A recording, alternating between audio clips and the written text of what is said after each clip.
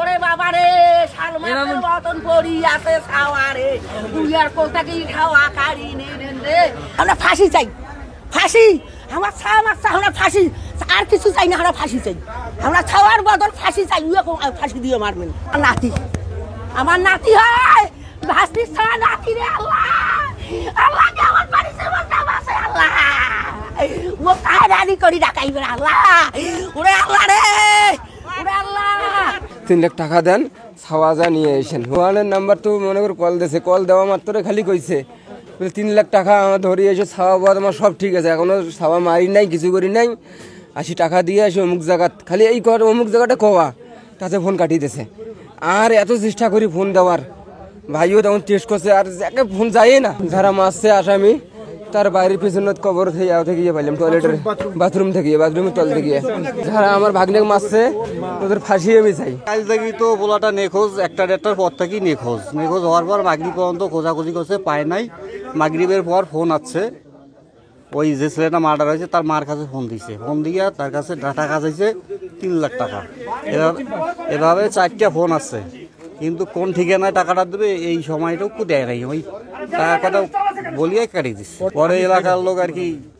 try করে দেখে যে এলাকার এই বাড়ির নাম্বার ফোন দিলে আমরা জানতে পারি যে এই বাড়ির যে সোহান আছে সোহানের নামে এই মোবাইল নাম্বারটা পাওয়া যায়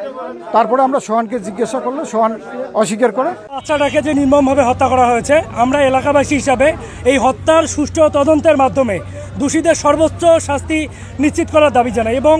এলাকাবাসীর পক্ষ থেকে আমরা অবিলম্বে যতজন এর সঙ্গে জড়িত প্রত্যেককে আমরা গ্রেপ্তারের দাবি জানাচ্ছি গতকালকে সন্ধ্যার দিকে আমাকে আমার পিছনে দাঁড়ানো এই ব্যক্তি আলামিন ওনার নাম উনি আমাকে ফোন দিলেন ওনার এই এলাকাতে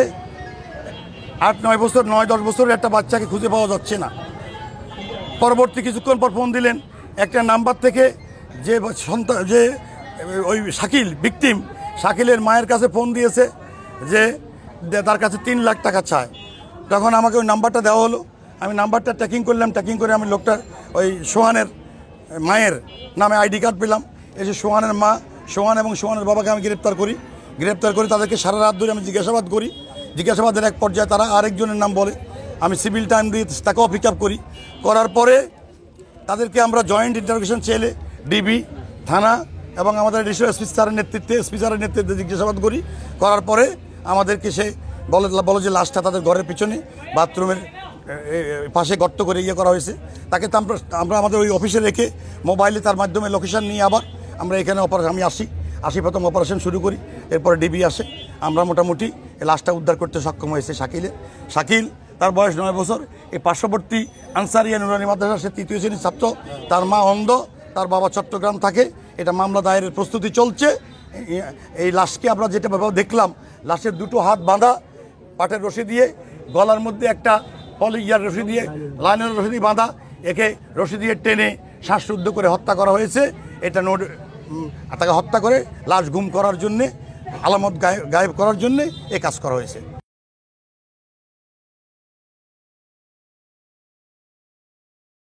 রাতে এক মহিলা মোসাম্মদ জয়নব উনি আমাদের থানায় এসে অভিযোগ করেন যে ওনার ছেলেকে খুঁজে পাওয়া যাচ্ছে না এবং মুক্তিপণ দাবি করা হয়েছে এই কিভাবে দাবি করা হয়েছে জানতে চাইলে তিনি জানান ফোনের মাধ্যমে দাবি করা হয়েছে প্রায় 3 লক্ষ টাকা মুক্তিপণ দাবি করা হয়েছে ওনার ছেলের উদ্ধারের জন্য বিষয়টা নিয়ে আমরা রাতেই কাজ করা শুরু করি এবং রাতে কাজ করার কারণে আমরা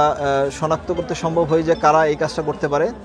তাদের আমরা জিজ্ঞাসাবাদ করার মাধ্যমে তাদের দেয়া তথ্যের সূত্রের ভিত্তিতে গোকুণ্ডা ইউনিয়নের রতিপুর ফকিরটারি গ্রামে এখানে আমরা যাকে আমরা জিজ্ঞাসাবাদ করেছিলাম তার বাসার পিছনে সেপটিক ট্যাঙ্কে নতুন তৈরি করা সেপটিক ট্যাঙ্কের গর্তের প্রায় 5 ফিট নিচে থেকে একটি 9-10 বছরের শিশু ছেলে তার নাম শাকিল তাকে উদ্ধার করতে সক্ষম হই আমরা লাশ যথাযথ মর্যাদায় এবং আমাদের আইনি প্রক্রিয়ায় লাশ নিয়েছি লাইনে আইনি পরবর্তী প্রক্রিয়া চলমান থাকবে এবং আমাদের তদন্ত কার্য চলমান থাকবে